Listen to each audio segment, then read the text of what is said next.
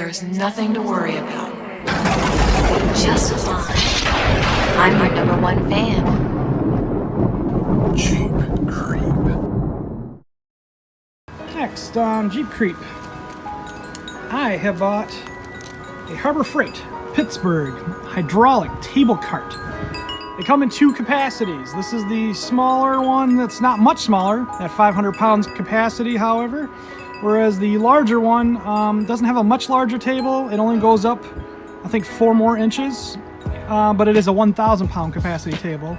The difference between the two in price, I believe, is about $100. So to each his own. I don't think I need any more than 500 pounds. I'm going to be using this as a kind of an ATV floor jack slash scooter floor jack, which they do have, but they don't get up very high. I wanted something very high.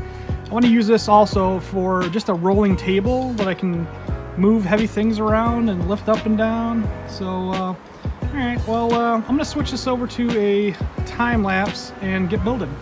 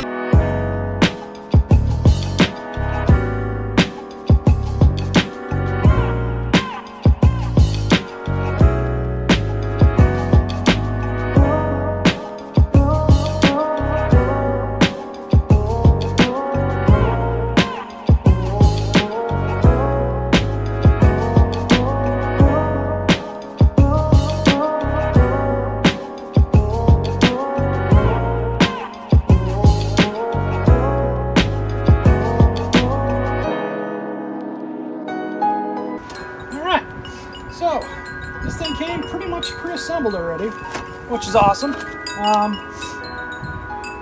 It's a pretty basic setup.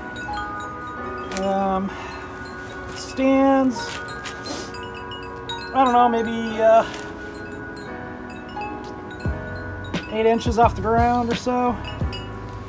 And you use your foot, you just simply kick it.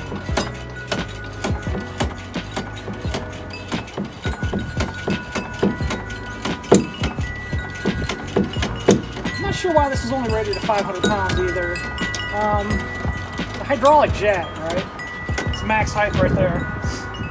I think it just rated at that because of the wheels or whatnot. I mean, I could put a weight test on it, try to lift something more than 500 pounds, but I think the only thing that I have that comes close to that are my motorcycles, which are just barely over 500 probably. So, don't know. But okay, so when you're all done with the height, you just simply grab this lever. If it had some weight on it, it'd drop a little faster. But it's pretty smooth. One thing that I like about it that's pretty nice is, like I said, it's one set of wheels were already on it. So all you got to do is just put the handlebars on, the jack handle, and the front wheels. All you need is a size 14 metric. Either, you know, a socket or a wrench, and you know, something to hold the other side. I just used you know, a big wrench. You could use, you know, a crescent wrench on the other side if you really wanted to. One thing too that I find pretty awesome is I also got they have X-Acto knives there. And as you can see, it's just it's a folding lock blade X-Acto knife made by Pittsburgh.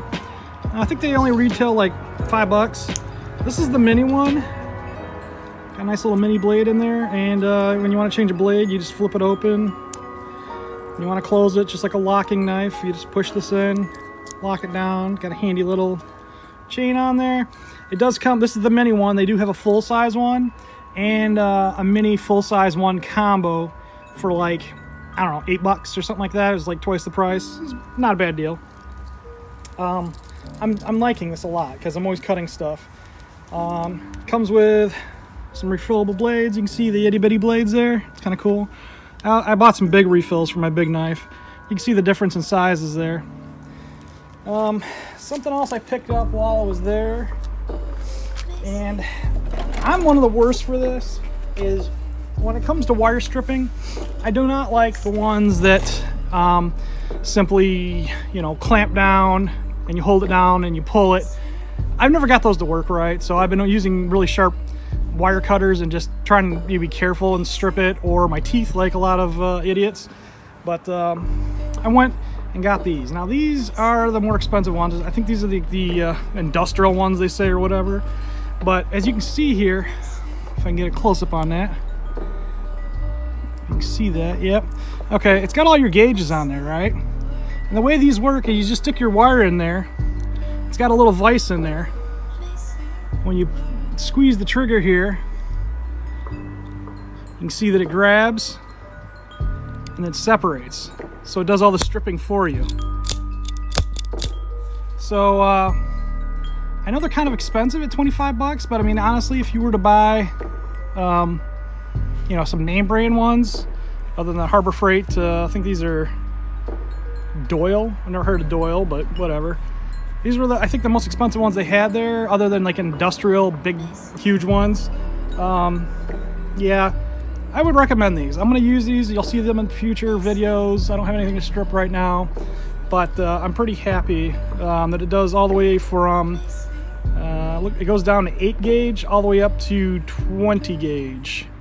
So that's pretty awesome. That's a lot of gauges. So you'll see that in upcoming videos here. All right. Well, for now, this has just been a quick tool review. Just finding stuff to do on the in-between while we're locked down. Please like and subscribe, and yeah, we'll have some videos. I got my carburetor coming up for my scooter build, and I have a carburetor that I already purchased for my Wagoneer. I want to wait for it to get a little bit warmer and not so rainy. All right, well, see you next time.